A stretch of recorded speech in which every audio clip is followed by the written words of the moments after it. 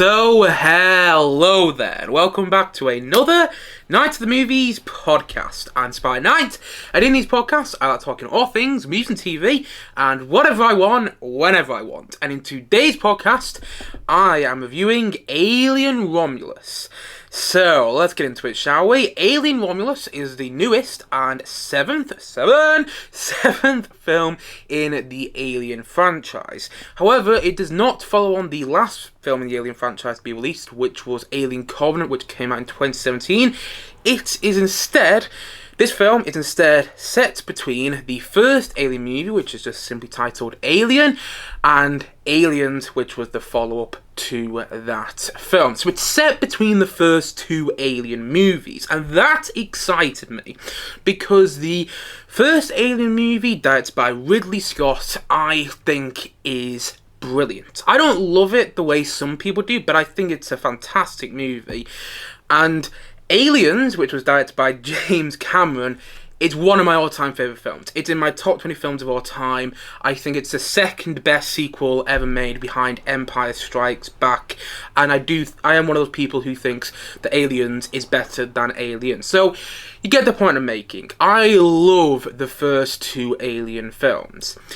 Then you get on to Alien 3, or Alien Cubed, if you want to call it that. And I remember watching Alien 3 for the first time about a year ago now.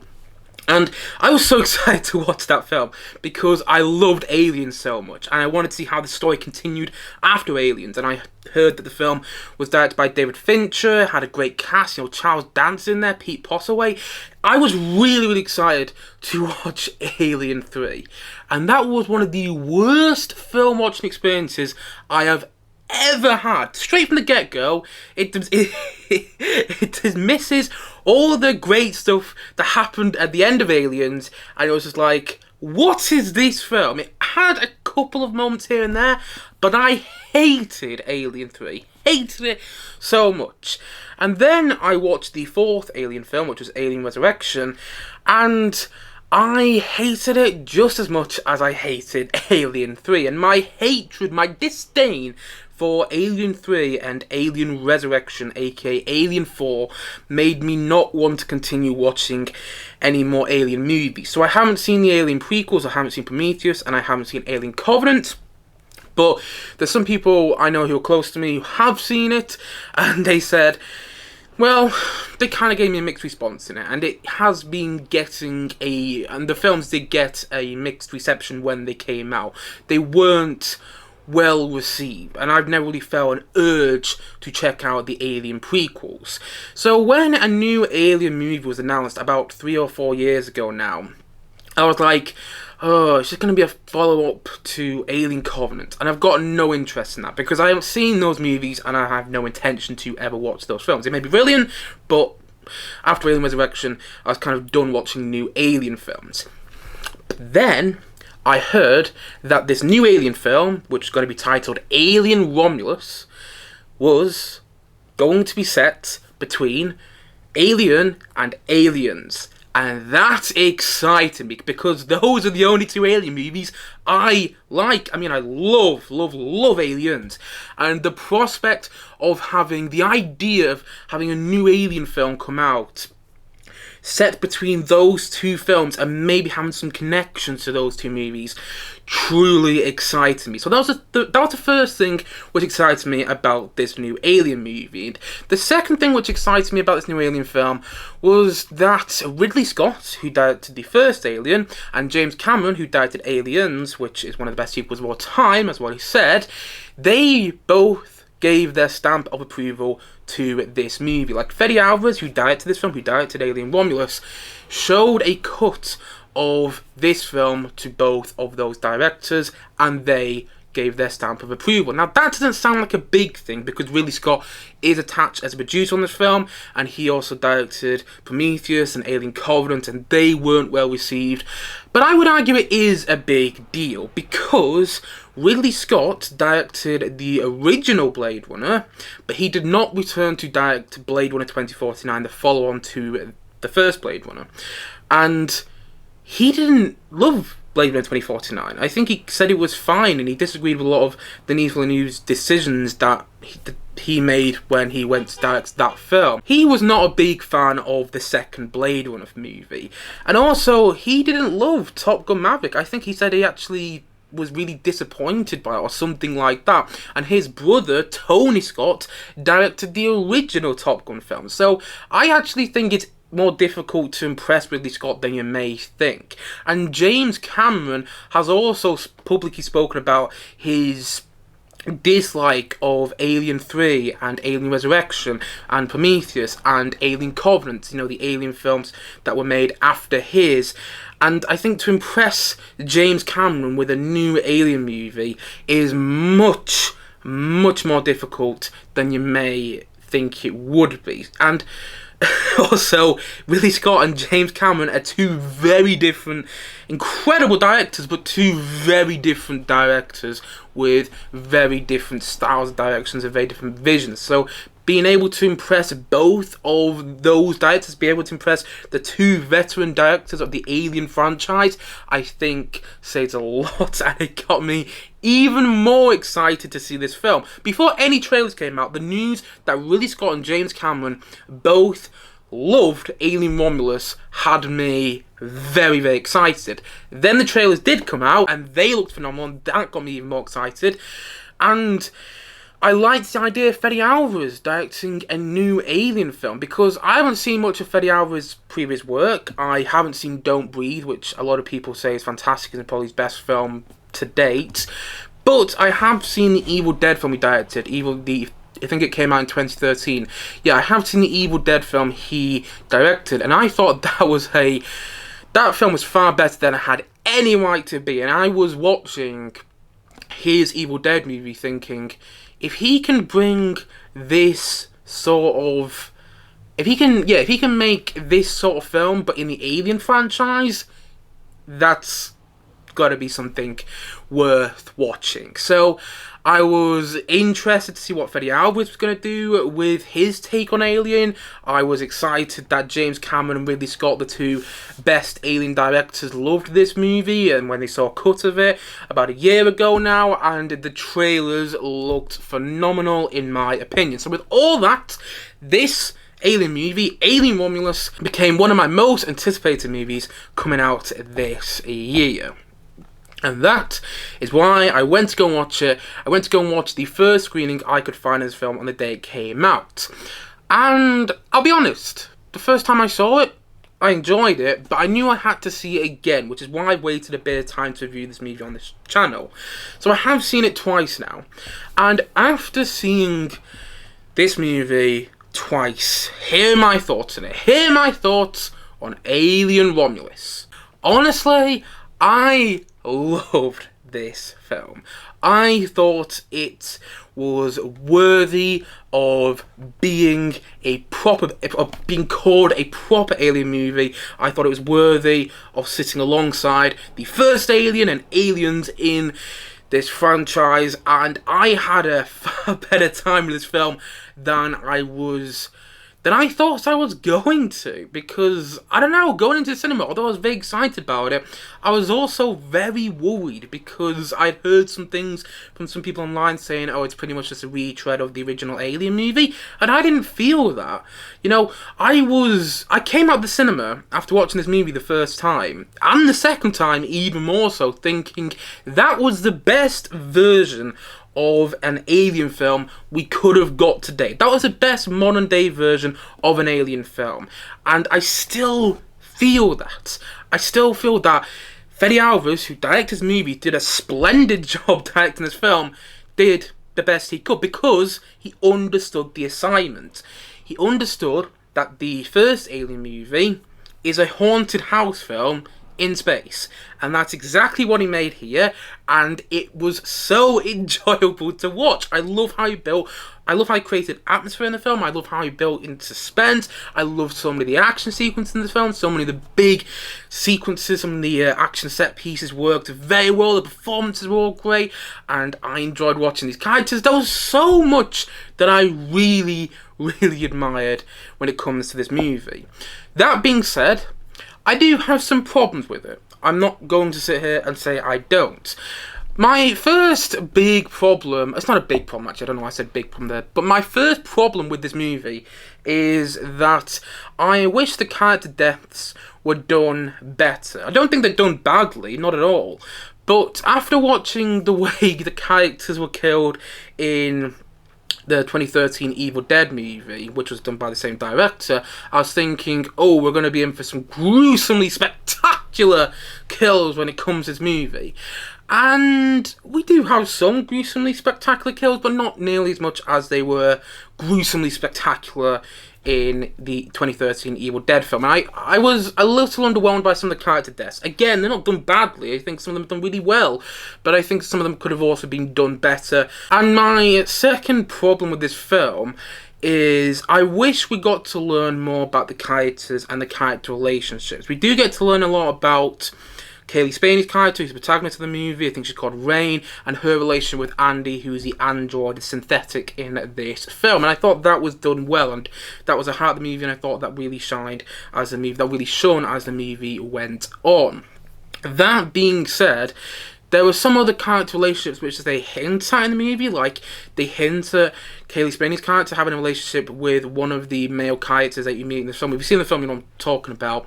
But they don't really explore as much as I would have liked them to. You don't get to learn quite as much about this crew as I hoped you would. That being said, I still did enjoy watching the crew in this movie. I thought all the characters had their own unique traits, had something about them which made them all enjoyable to watch. I just think they were slightly underwritten, and we could have had more with the character relationships. Get to know these characters a little bit more, get to know how they know each other, and get to see more of a bond between each of them, which I thought would have made, I think would have made it more emotional when certain characters died or when they went through something bad in the film, you know? So I think there could have been more done with the characters. Again, I like the characters of this movie far more than I enjoyed watching the characters. I enjoyed watching the characters in this film far more than I enjoyed watching the characters in Alien 3 and in Alien Resurrection, but I still think there could have been a little bit more to them. I liked them, I just didn't love the characters, you know?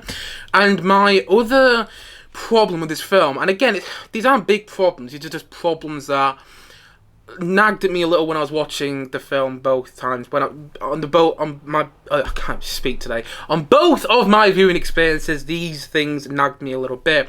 And the third problem, the final problem I have with this movie, the final notable problem, is that there's one thing in this movie, and I'm not going to give it away because it's a spoiler-free review. I'm not giving anything away, but there's one element of this film which heavily connects to the first Alien movie. And when that thing came on screen, I liked the idea behind it, but I didn't love the way it was incorporated into the film. I didn't love the way it was intertwined into the narrative, and I felt that something else could have been there instead of that element. And if you've seen the film, you know exactly what element I'm talking about. It heavily links to the first Alien. You can't miss it. It's a very important thing in the movie, and I felt that could have been something else, and maybe that something else would have worked better, if you know what I'm saying. But I still liked that part of the film. I didn't love it quite as much as I think the filmmakers wanted me to. That all being said, as I've already mentioned, had a great time with this movie though, and I loved it. I did think it was I think this is the best Alien movie since Aliens, because it brought back those feelings I have when I watched the first two Alien movies. It felt like an Alien film in all the best ways, in the way it built up, in the way it created atmosphere, and in the way it built suspense. You know, one of the reasons I love Aliens so much is because it's such a suspense-driven film right to the final seconds of that movie, and this Alien movie was exactly the same. I was on the edge of my seat, quite literally, until the final seconds of the film, and I was hooked into everything going on, and I loved that about it. It brought back those feelings of whenever I rewatch Aliens, because whenever I rewatch Aliens, I am hooked from it from beginning to the end. And I don't even feel that way about the original Alien, but I do about this new Alien movie. Plus, I love how they used practical effects, because one of my big problems with Alien 3 is they start using CGI for the xenomorph in that film, for the alien, and it takes away something when the xenomorph is done in CGI. And as far as I could tell, and I may be wrong here, I may be very wrong, but as far as I can tell, they didn't use any CGI for the xenomorphs in this movie, and I thought that worked so well. I loved the practical effects that were used to bring the xenomorphs to life in this film. I thought that worked so well. Again, it brought back those feelings of watching the first two Alien movies, and I want those feelings back whenever I watch a new Alien film, and I was afraid I wasn't going to get that with this new Alien movie, but I did get it.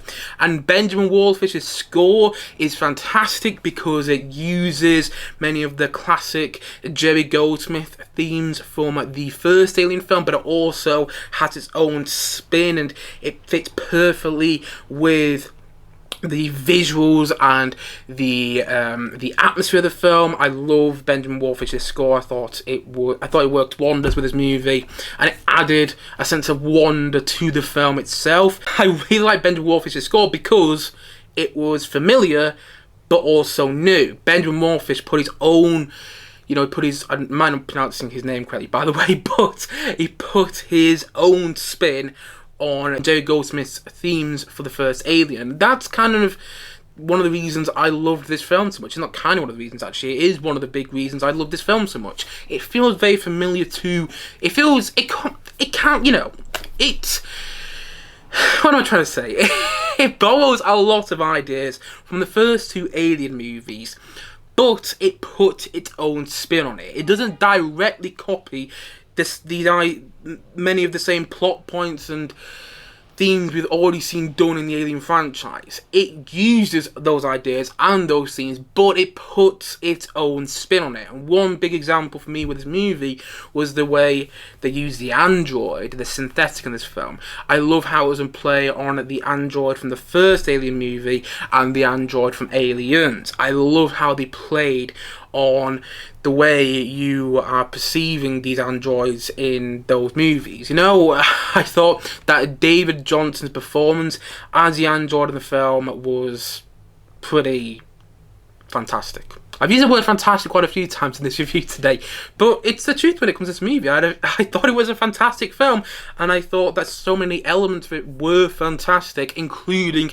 David Johnson's performance as the android, and how this film, yes, it reuses some of the same ideas from the first two Alien movies, and that it uses some of the same themes and everything like that, but it puts its own spin on it.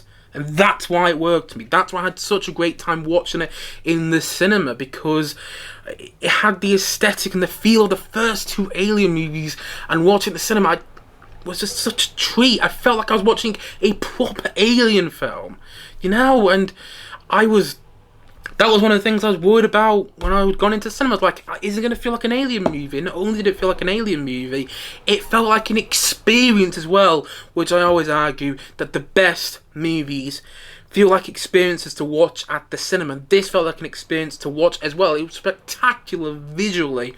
You can tell that a lot of money was put into this movie, and I mean that in the best way possible. I love when a film looks expensive, and I think the budget for this movie was like $80 million, and you can tell that when it's on screen, the production value is on screen in the best way possible. The performances were wonderful. Kaylee Spaney was great as the heroine in this movie, following in the footsteps of the irreplaceable Sigourney Weaver from the first four Alien films. I still can't believe, by the way, that Sigourney Weaver did Alien 3 and had a terrible time in that movie because apparently it was not fun to make, and then came back to do Alien Resurrection. I don't quite understand what went on there, but she was the best part of those movies, of Alien 3 and Alien Resurrection, and she was unforgettable in the first two Alien movies, and Kaylee Spaney follows in her footsteps in this movie. Kaylee Spaney is having this meteoric rise. Like, she is an actress I think you're going to see in a Academy Award winning movie within the next couple of years, maybe in a big franchise film, maybe You know, she propels this new Alien movie into being a big franchise movie. Going on a bit of a tangent there, but you get the point I'm making. I think Kaylee Spaeny has got a very bright future in Hollywood in front of her, and her performance in this movie, I think, solidifies that. She was brilliant, and the rest of the cast was really great as well. And I didn't find it too scary, I'm gonna be honest. There's a couple of jump scares here and there which I did jump at, but I've spoken about this on the channel in the past. I often don't like jump scares in movies. They can work and they can work fine, everything like that, but I often find jump scares cheap, because, you know, they elicit an emotion for, what, like 30 seconds, if that, and then the emotion is over. I think the best horror movies get under your skin, and this movie did get under my skin. I didn't find it that scary to watch, but I don't know if possessed is the right word, that was a word I was going to use, but I was, as when you mentioned, hooked into everything.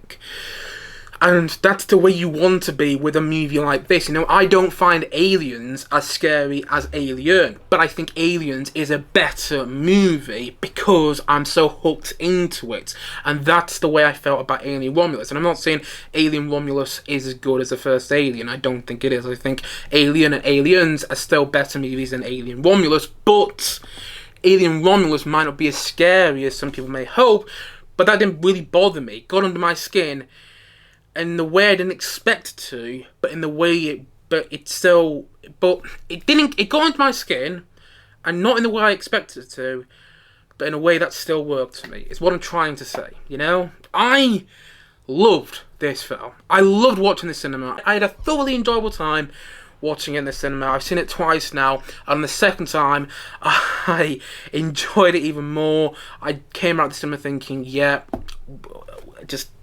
that was what I wanted from this movie. It's got some brilliant sequences, some very inventive and original sequences. You know, there's a sequence involving face huggers, which was very well done in my opinion. And also there's a sequence involving gravity.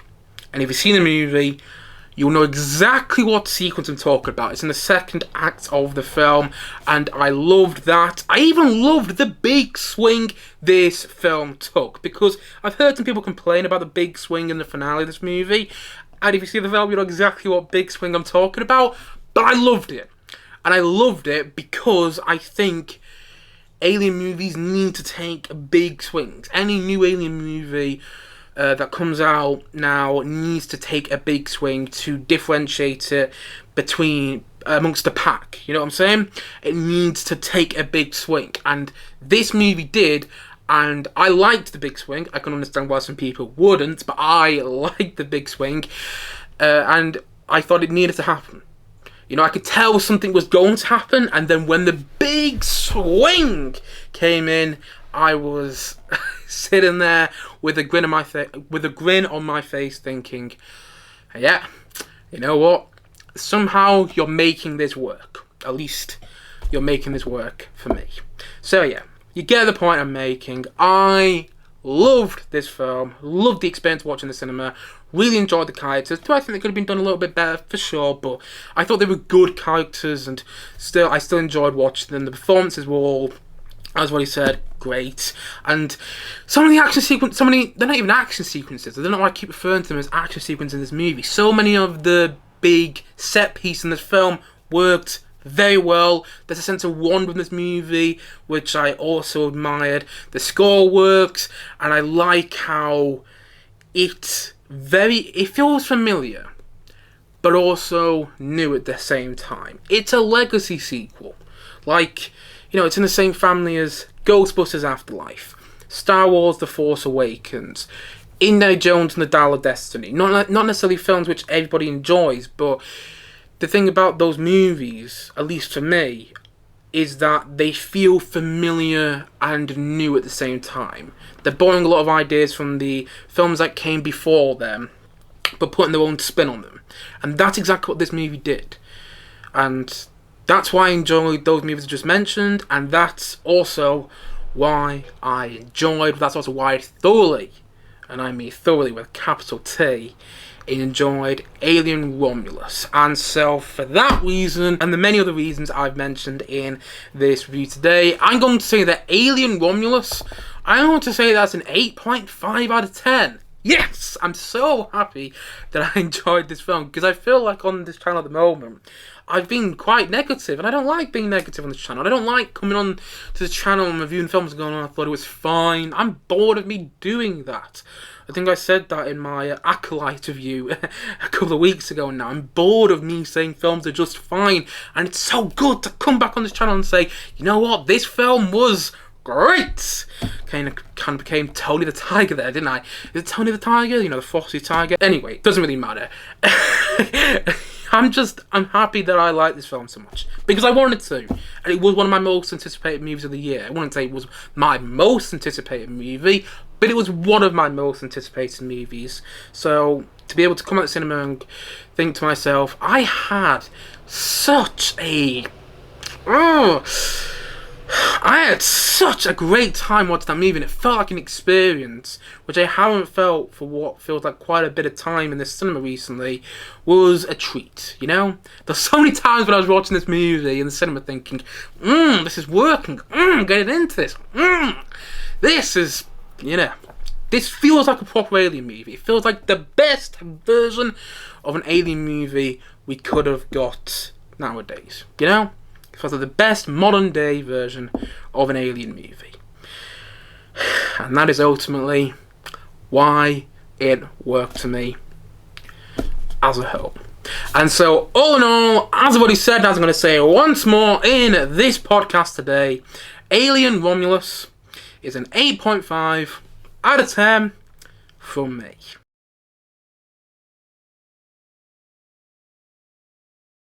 Anyway guys, that's it for today's podcast. If you have seen Alien Romulus, please let me know your thoughts on it in the comment section below. Maybe you hated the film and you think it's the worst Alien film in the franchise so far, or maybe you felt similar to me. Whatever your thoughts are on Alien Romulus, please let me know in the comment section below. And as always, thank you for watching or listening to this podcast. And if you haven't yet, please don't forget to click down below and like and subscribe on this video. And look forward to many more podcasts coming very, very soon on this channel. As I've already said, thank you so much for watching or listening to this podcast, and I suppose this is it, so I will see you guys again soon, but bye for now, bye.